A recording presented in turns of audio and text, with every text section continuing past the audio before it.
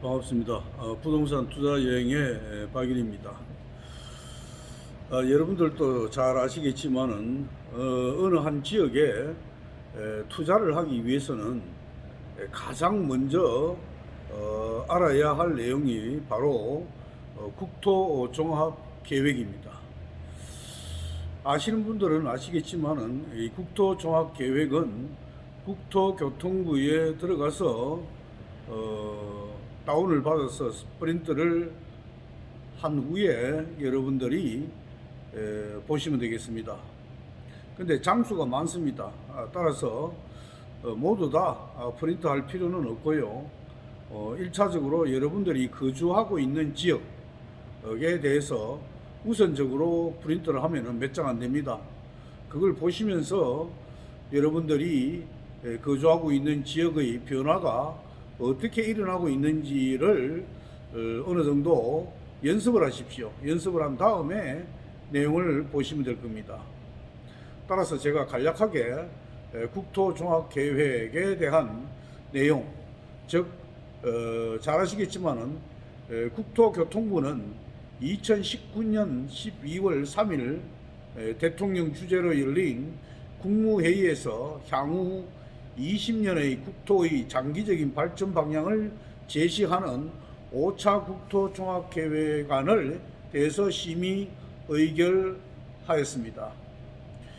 이 국토종합계획은 72년도 1차 계획을 시작으로 거의 반세기 동안에 대한민국의 국토 발전의 밑거름이 되어온 국토종합계획은 5차 계획을 통해서 2020년부터 2040년까지 국토 정책에 대한 비전을 새롭게 제시하고 있습니다. 이번에 수립된 5차 국토종합계획은 지난 계획과 가장 크게 달라진 변화는 바로 다름이 아니라 국가 주도의 성장과 개발 중심에서 탈피하는 데 있습니다. 좀 특이하죠. 잘 아시겠지만은 인구 감소라든가 지금과 같은 기후 변화라든가 기술 혁신 등의 최근의 여건 변화를 반영해서 국토를 가로지르던 개발축 대신에 이번부터는 지역과 지역 또 중앙과 지역이 함께 연대하고 협력하면서 유연하고 스마트한 국토를 조성하는 것을 국토의 새로운 미래상으로 제시하고 있습니다.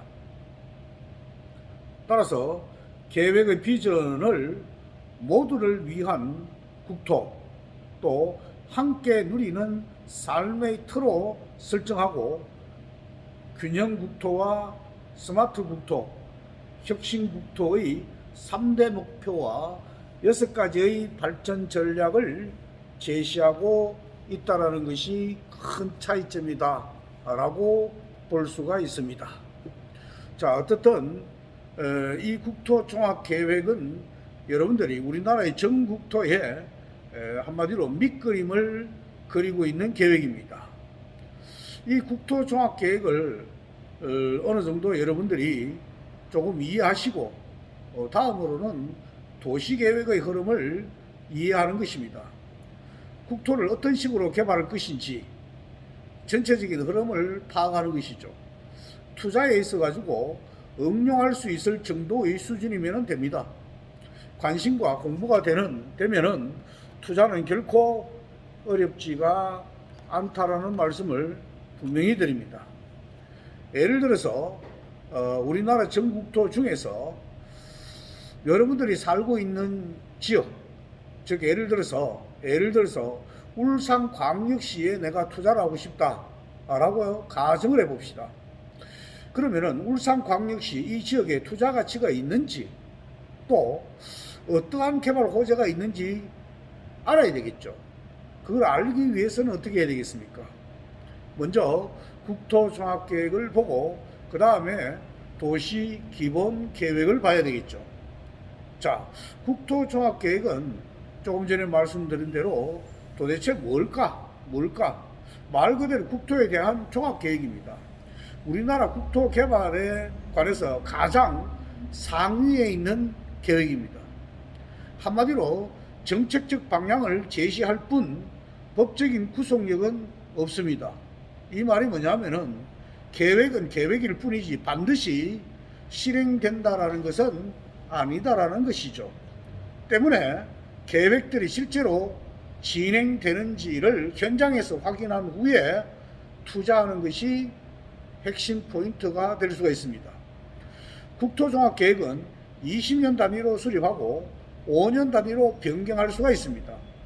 또한 국토종합계획 아래에 도종합계획이라는 게 있습니다.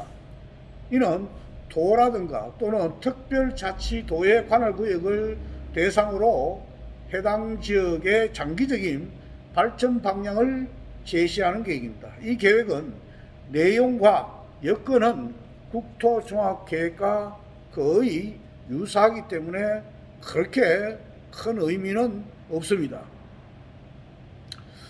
다음은 도시기본계획과 도시관리계획을 봐야 됩니다.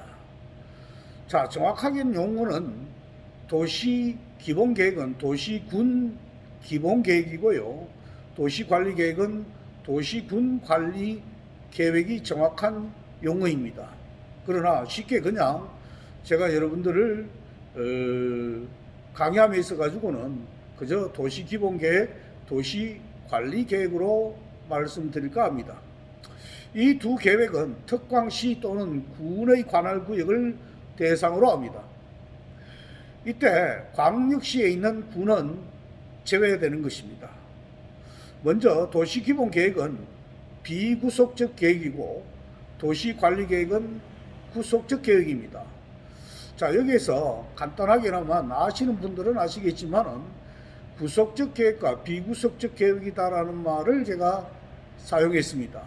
한마디로 예를 들어서 도시기본계획은 비구속적 계획이죠. 비구속적 계획, 즉 예를 들어서 내 땅에 중앙에 도로가 난다라고 되어 있을 경우에 내 땅에 건축 허가를 신청하면은 허가를 받을 수가 있다 없다? 있습니다. 왜? 반드시 그 도시기본계획에 따라서 내 땅에 도로 나는 것에 대해서는 내가 반드시 따라야 할 의무가 없다. 즉 구속받을 일이 없다 라는 말로 이해하시면 되겠고, 그러나 도시관리계획에 의해서 내 땅의 중앙을 도로가 난다라고 했을 때 건축 허가를 신청하게 되면은 허가가 나지 않습니다. 왜냐? 구속적 계획이 있죠. 한마디로 도시관리계획에 나는 따라야 된다. 즉 구속적 계획이다라고 우리가 표현하는 것입니다.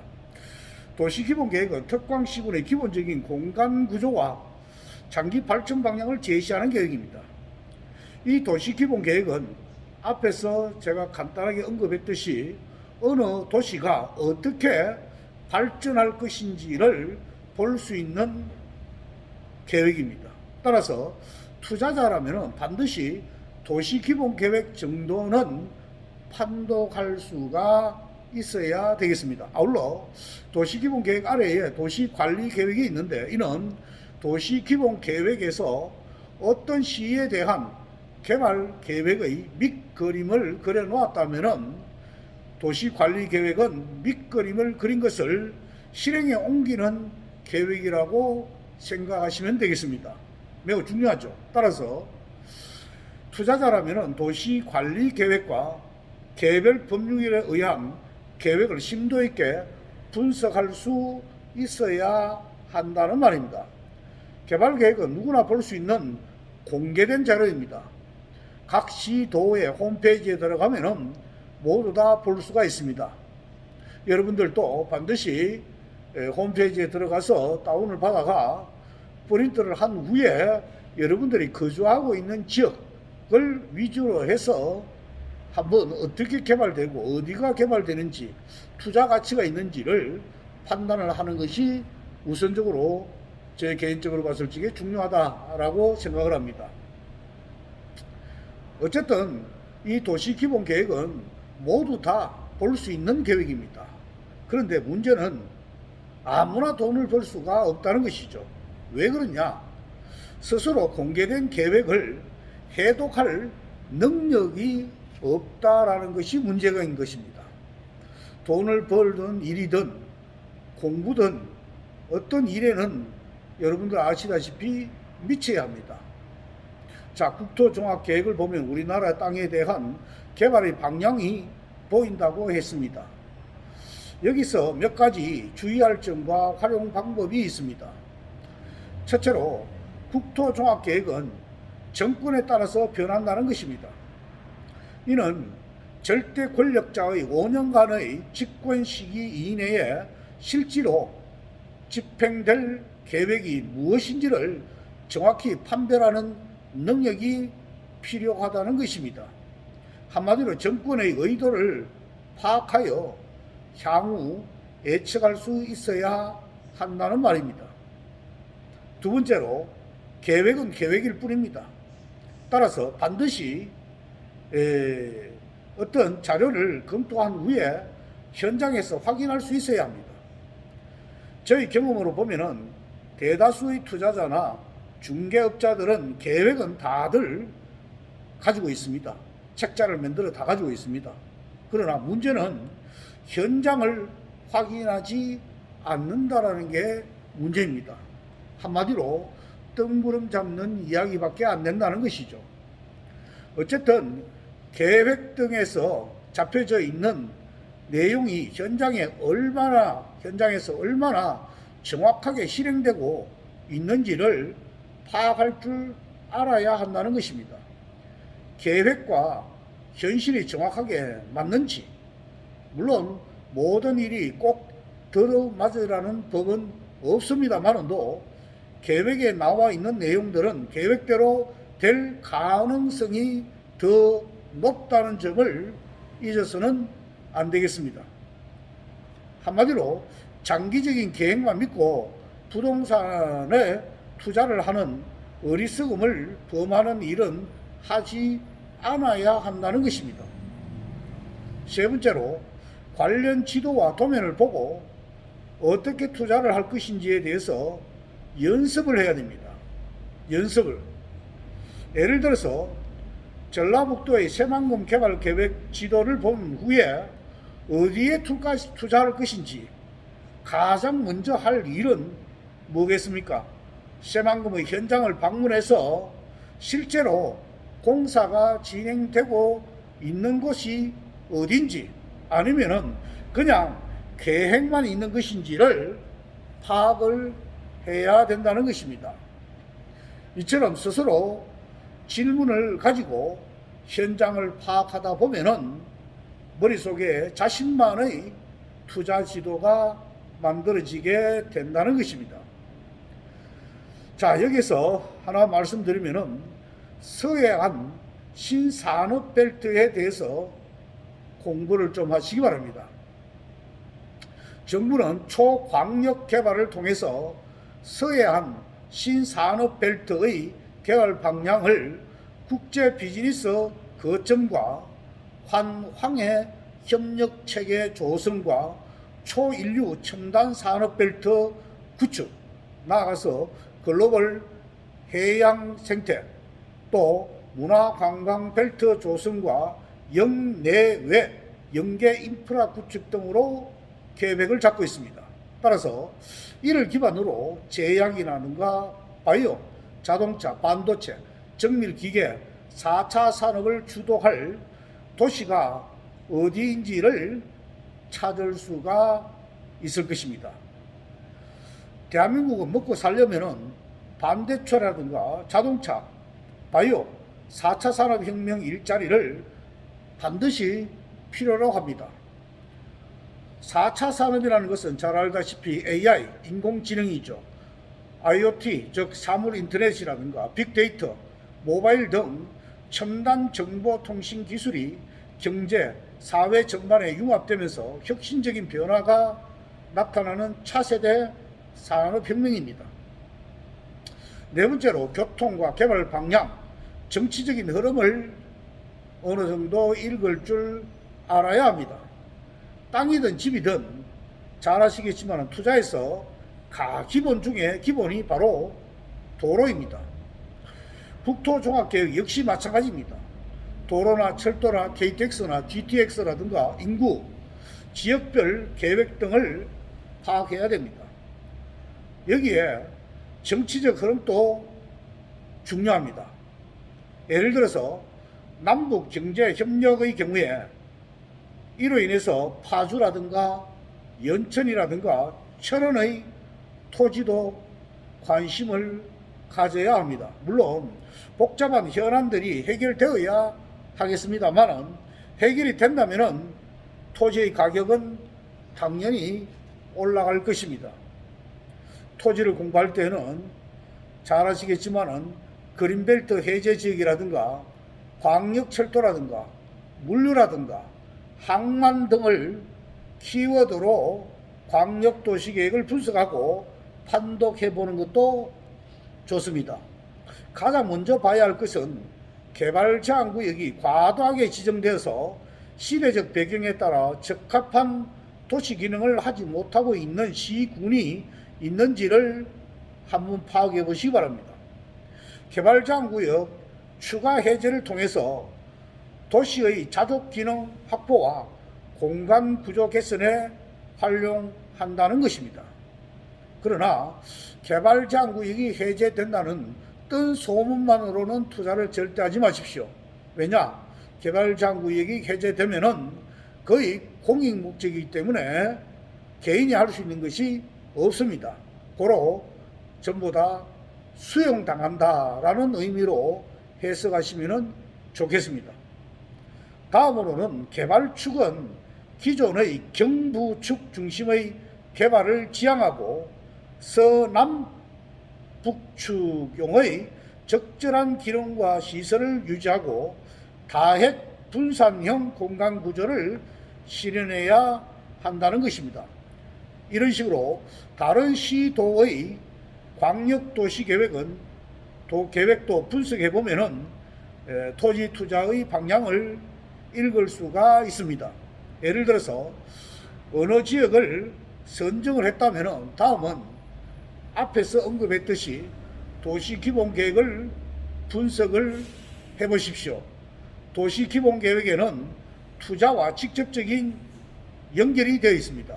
따라서 도시기본계획을 보면은 인구라든가 교통이라든가 산업 등을 분석하고 투자 지역을 여러분들이 각자가 전국토에 대해서 한 두세 곳 정도를 선정을 먼저 하십시오.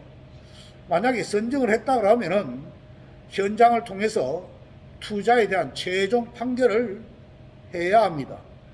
토지 가격은 잘 아시겠지만 천차만별입니다. 따라서 답사할 때, 현장 답사할 때는 입지를 반드시 정해놓고 가야 합니다. 그래야 혼란이 오지 않은 것입니다.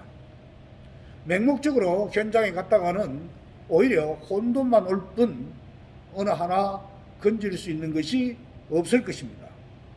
자, 좀 더 구체적으로 말씀드려볼까요? 예를 들어서 울산이 경제자유구역이 지정되어 있죠. 자, 그러면은 경제자유구역에 투자를 만약에 판단하려고 할 때 그 지역과 관련된 개발 계획을 먼저 봐야 전체 흐름을 파악할 수가 있겠죠. 따라서 자, 처음으로 돌아가서 국토종합계획을 봐야 되고 또 광역도시계획이라든가 도시기본계획, 도시관리계획 등의 계획이 있습니다. 물론 도종합계획도 있지만 생략을 하고 이런 각종 계획들 중에서 가장 마지막 계획인 도시관리계획이 있습니다.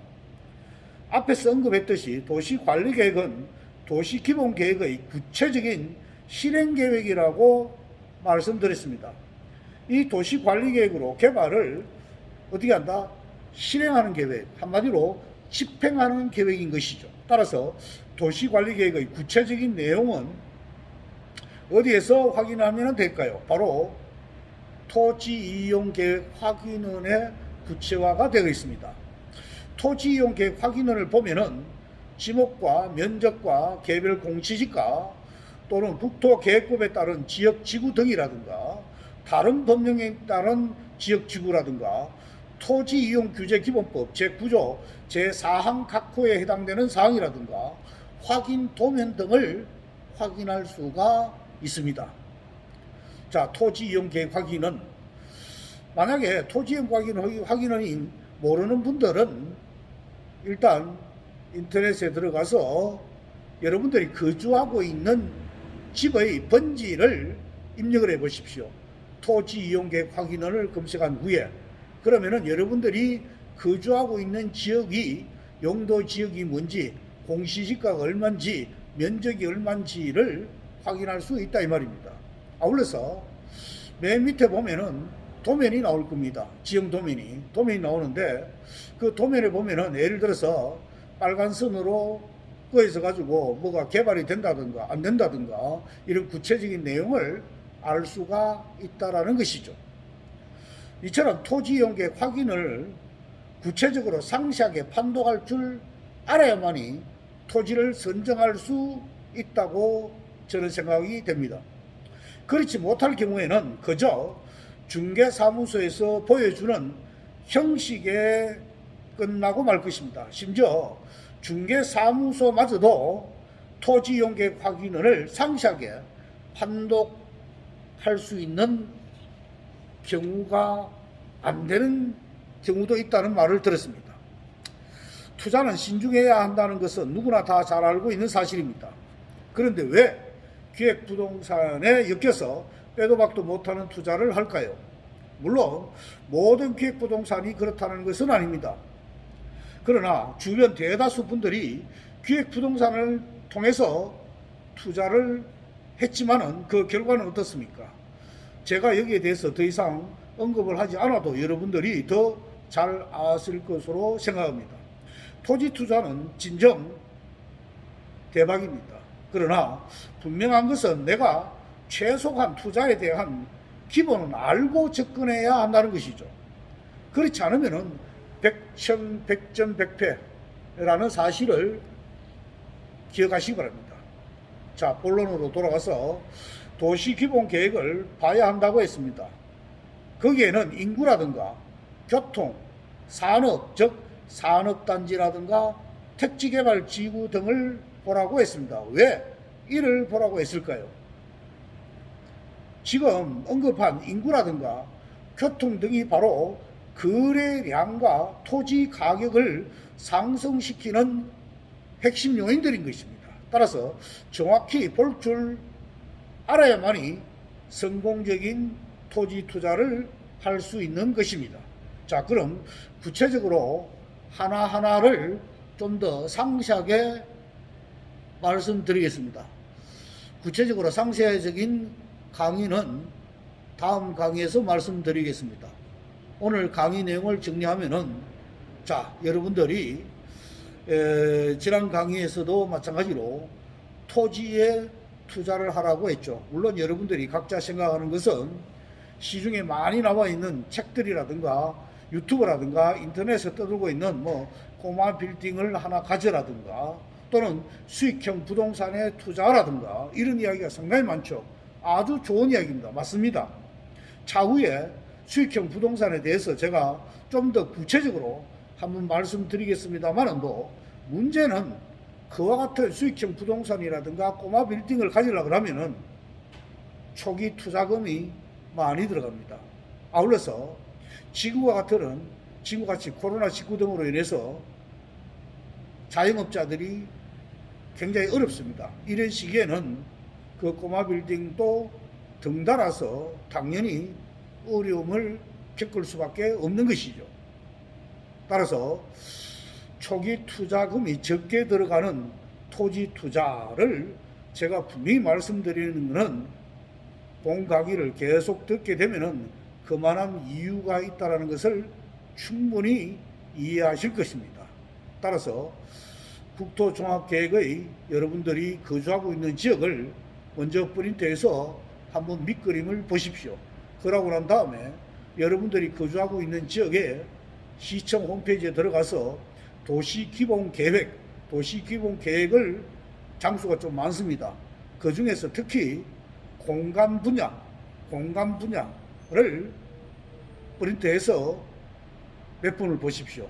그러면은 여러분들이 거주하고 있는 지역이 어느 지역이 어떻게 개발될 것이고 산업단지가 어디에 들어설 것이고 어느 지역에 어떻게 도로가 나는가, 인구는 몇 년 후에 얼마가 늘어나는가, 인구가 늘어나야 도시가 발전하는 거 아닙니까? 이와 같은 내용을 한번 처음에는 좀 어렵고 힘들지라도 연습을 해 보십시오. 연습을 하다 보면은 또 다른 지역을 여러분들이 공부를 할 수 있을 겁니다.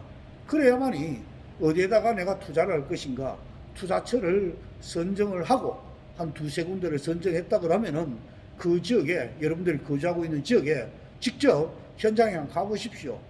가보면은 과연 계획대로 실행되고 있는지, 도시기본계획에 나와 있는 계획이 실행되는지 안 되는지는 도시관리계획에 의해서 된다 그랬죠. 도시관리계획으로 인해서 과연 그 지역이 사업이 되는지 안 되는지를 알려고 그러면은 시청 홈페이지에 들어가서 고시공람을 클릭해 보십시오. 거기에는 어느 산업단지가 사업계획 승인을 받았다, 어느 지역에 택지가 개발이 됐다, 승인받았다, 개발 진행 중이다, 언제 끝난다라는 구체적인 내용이 전부 다 나와 있습니다. 그럼 어떻게 됩니까? 그 주변 지역, 산업단지나 택지 개발로 인해서 주거가 들어오게 되면은 그 주변 지역은 당연히 집가가 상승할 수밖에 없는 것이죠. 이해가시겠습니까? 따라서 여러분들이 오늘 들은 강의 내용 다시 한 번 더 실행에 옮기십시오. 귀로만 듣지 마시고 직접 실행에 종합계획이라든가 기본계획이라든가 이런 것을 다운받고 시청 홈페이지에 고시공람에 클릭을 해서 구체적으로 어떤 것이 있는지를 확인한 다음에 현장에 직접 나가보십시오. 현장에 갈 때는 도면을 가지고 나가셔야 됩니다. 도면을 가지고 나가면서 하나 플러스 제가 말씀드리면은 여러분들이 거주하고 있는 지역의 언론사에 들어가서 그 지역과 관련된 자료를 프린트해서 같이 가지고 가시면은 많은 도움이 될 것으로 생각을 합니다. 자, 좀 힘들고 어려운 내용인 것 같지만은 한 단계 한 단계 나아가다 보면은 여러분들에게 분명히 성공적인 투자가 가능하고 노후를 대비한 반드시 큰 힘이 될 것으로 저는 믿어 의심치 않습니다. 감사합니다. 수고했습니다.